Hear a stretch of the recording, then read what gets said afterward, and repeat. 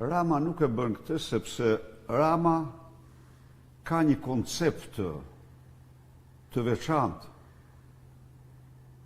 Para se të vija këtu, po e ndigjoja të këthoshtë në një nga këto videot, të këthoshtë e pensionistit, po çpun ka pensionisti me naftën.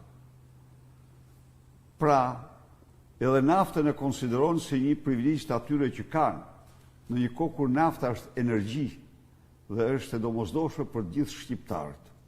Ne do ta bëjmë këtë. Naftë në Shqipëri nuk do mund shitet mbi çmimin që shitet në Kosovë dhe në Maqedoni, të cilë Kosova e merr nga Durrësi naftën. Ndaj dhe ne, pa diskutim, nuk mund të taksohet nafta 1.1 euro, që këtu është një ndëshkim për qytetarët. Eni Beni, ju dëgjoj shumë herë që të flisni për minimumin jetik. Është për rrallë elektorale apo do ta bëni vërtet? Se kemi gjithë këto vite që po na mashtrojnë me premtime bosha.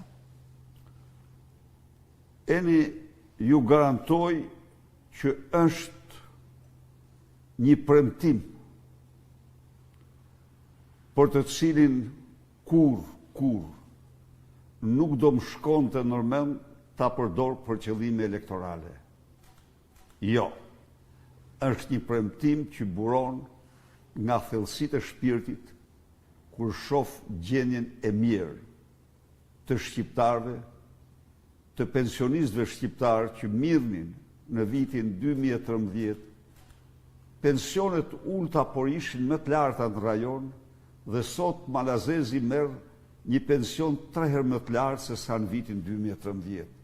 Serbi merr një pension 3 herë më të lartë se në vitin 2013.